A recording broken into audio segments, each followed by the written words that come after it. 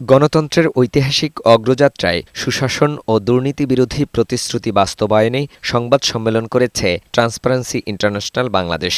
রাজধানীর ধানমন্ডিতে টিআইবির কার্যালয়ে এই সংবাদ সম্মেলনে বিএনপি নেতৃত্বাধীন নবনির্বাচিত সরকারের কাছে সুপারিশগুলো তুলে ধরেন সংস্থার নির্বাহী পরিচালক ড. ইফতেখারুজ্জামান।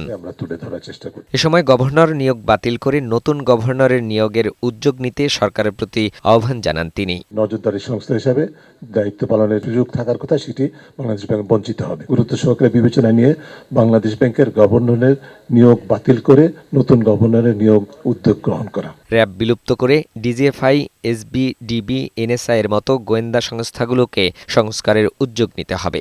অংশীজনদের মতামত নিয়ে স্বাধীন পুলিশ কমিশন আইন প্রণয়নের কথা বলেন টিআইবি নির্বাহী পরিচালক।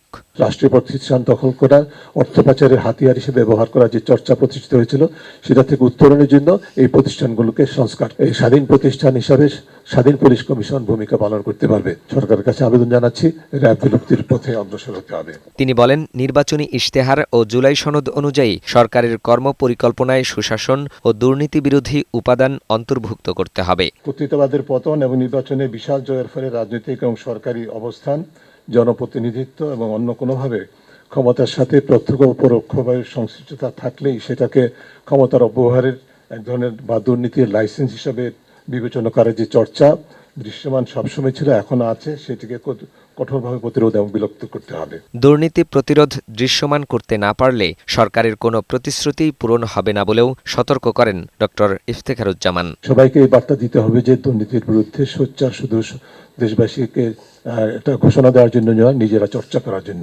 আইন করে কালো টাকা বৈধ করার চর্চা বন্ধ করা এবং সরকারি কর্মকর্তা কর্মচারীদের রাজনৈতিক কর্মকাণ্ডে অংশগ্রহণ বন্ধের সুপারিশ করেছে টিআইবি। সকল রাষ্ট্রীয় প্রতিষ্ঠান এবং সকল পেশাজীবী সংগঠনকে দলীয়করণ মুক্ত। ফাহিম মুনাইম, বৈশাখী সংবাদ, ঢাকা।